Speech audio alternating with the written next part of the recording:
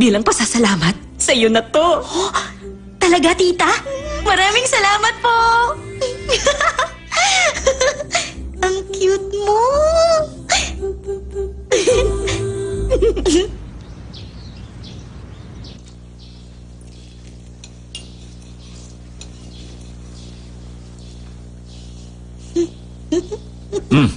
Good morning, Nicolo. Good morning po. Maupo ka na. Morning. Good morning!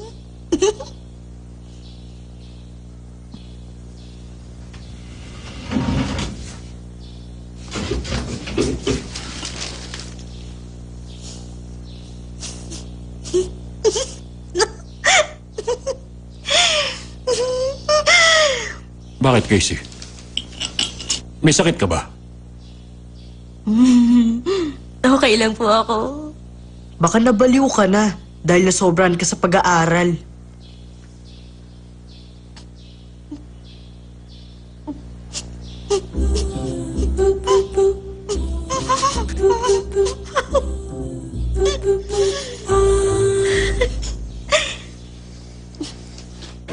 Nag-review ka ba? Nagkaroon ng Civil War noon. Taong 1861 nangyari ang Civil War. Taong 1861 nangyari ang Civil War. Proklamasyon ng paglaya ng mga alipin. Proklamasyon ng paglaya ng mga alipin, 1863. 1863, Emancipation Proclamation. Emancipation Proclamation, 1863. July 1863, natalo ang Confederate sa Battle of Gettysburg sa Pennsylvania. Seryoso na nga si Casey. 1863, natalo ang Confederate sa Battle of Gettysburg. Natalo sila sa Battle of Gettysburg. Pagkatapos, September 1863, Battle of Chickamauga. Nangyari ang Casey Battle ko! of Chickamauga. Saan ba kayo November nakatira ng papa mo? 1863, Battle of Chattanooga. November 1863, Battle of Chattanooga. November to December, Siege of Knoxville. November to Grabe, December kahina-hinala 1863, talaga. Siege of Knoxville. November to December 1863, Miss Siege of Ayara. Knoxville.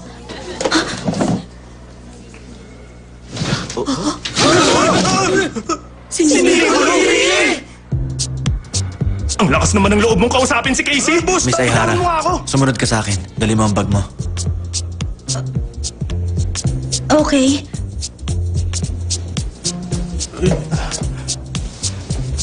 Dalhin mo ang...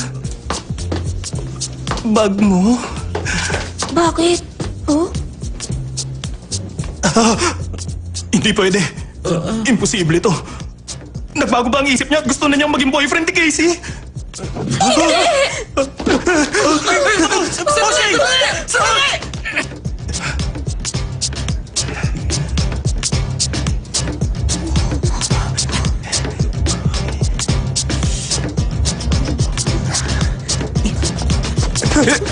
Tago! Dali! Ano yun? Eto, mali ang nilagay ni Mama sa bag ko. Huh? Oo nga. Nakakainis. Kapag nakita to ng mga klase mong walang magawa, pag-uusapan na naman tayo. Teka, may nilagay sila sa bag ng isa't isa. Anong nangyayari? Ay, alam mo bang napakalaking abala nito sa akin? Nakakalito dahil pareho tayo ng school. Tama ka dyan. Baka bigla kang malito at maisuot mo tong school uniform ko imbis na yung uniform mo. Bakit kayo susut ang uniform mo? Dahil lumaki kang nagsusuot ng palda at dress, hindi ba? Ano ba pinag-uusapan nila? Wala man lang akong marinig. Marinig ka nila. Jaren! Bakit nasa iyo yan? Binigay ito sa akin ng mama mo. Ano yun? Ay, naku! Sorry! Ang mama ko talaga. Ibalik mo sa akin yan. Ayoko. Sabing ibalik mo eh. Ayoko! Ba't ko ito ibabalik sa'yo eh? Napakasama ng trato mo sa akin.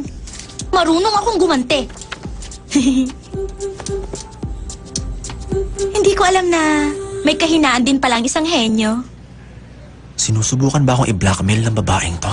Pwede ko itong ibalik sa'yo. Pero may kondisyon ako. Tulungan mo ako mag-aral ng 1 week bilang paghahanda sa exams. Ikaw? Tutulungan ko? Yun ang kondisyon ko. Kapag nakasali ako sa top 100 students ng school, ibabalik ko tong teacher mo. Imposible yun. Bakit naman? Importanteng alam mo kung ano ang kaya mo at ang hindi mo kayang gawin. Sinabi yun ni Philip Chesterfield. Phil... Anong sinabi mo? Magsasayang ka lang ng oras kung susubukan mong gawin ang imposible. Imposible mo pasaring walang utak na tulad mo sa top 100 students dito. Okay, gusto mo makita to ng school, sandali ha? lang. Oo na. Oo na. Sa loob ng 1 linggo, tuturuan kita gabi-gabi. Pero, hindi ako magiging mabait sa'yo. Mga nasa Class A at Class B lang ang nakakasali sa top 100 students dito. Alam mo kung gaano kahirap maglagay ng taga-Class F sa listahang yon, hindi ba? Sige, mamaya na lang.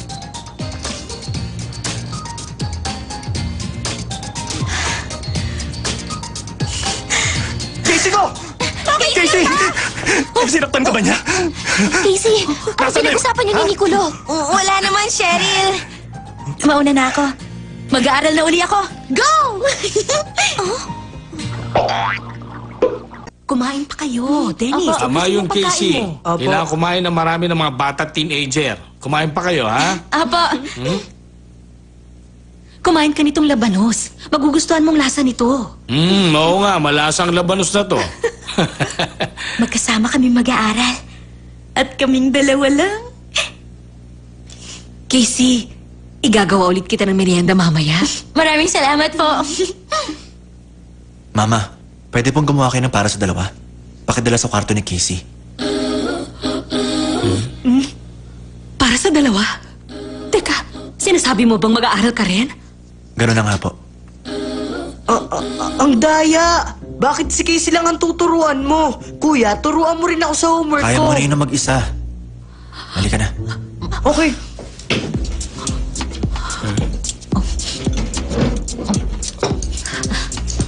Salamat po. Teka, Casey.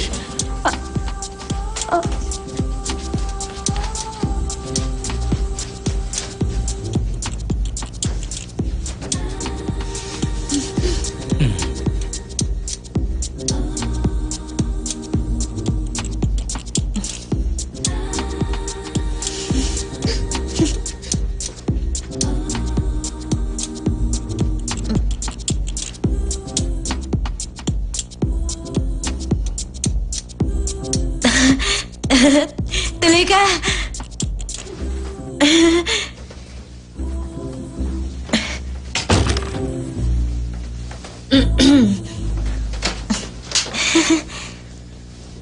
Ngayon, anong uunahin natin?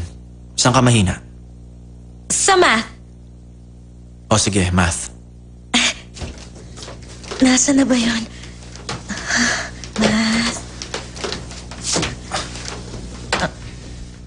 Anong coverage ng test? Anong coverage? Tulad ng sa inyo. Hindi ko alam ang sa amin.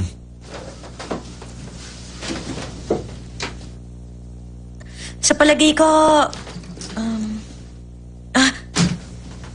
Heto.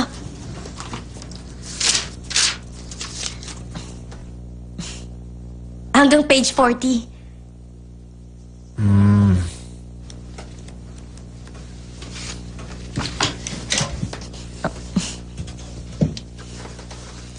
Okay, ito ang gagawin mo.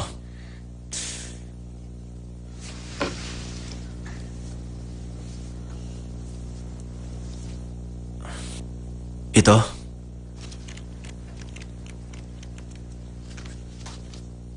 At ito. Bakit mo alam? Yan kasi ang important points.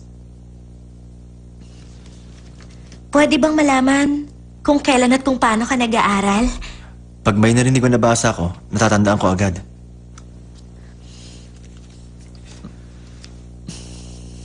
Bibigyan kita ng mga math problem na kailangan mong sagutin.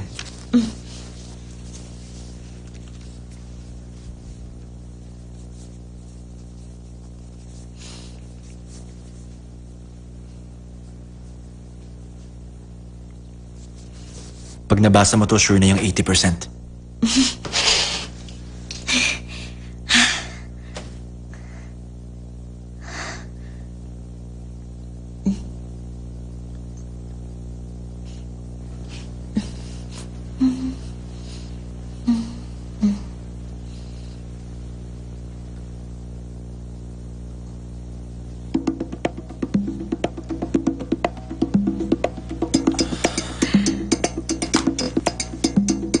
Ano bang ginagawa mo habang nagpapaliwanag ang teachers nyo?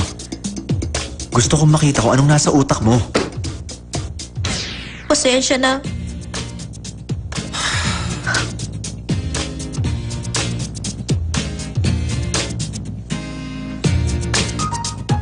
Sa tingin mo, ano ba nangyayari, Mama? Nag-aaral si Nicolo kasama ng ibang tao. Hindi naman niya yung ginagawa dati. Palagay ko gawa ito ni Casey. Mukhang mas impressive pa siya kaysa sa inaasahan ko. Sandali pa lang siya rito, pero nabago na agad niya si Nicolo natin, di ba? Oh, sa palagay ko, mabuti para kay Nicolo ang mga pagbabagong ginagawa niya. Talaga? Yun din ang iniisip Oo, ko. oo, oo. Abangan na lang natin kung ano mangyayari.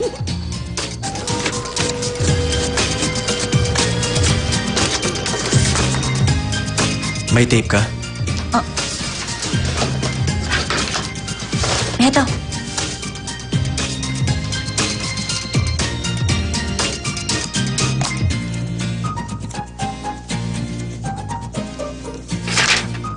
Kailangan mong sundin ang schedule na to.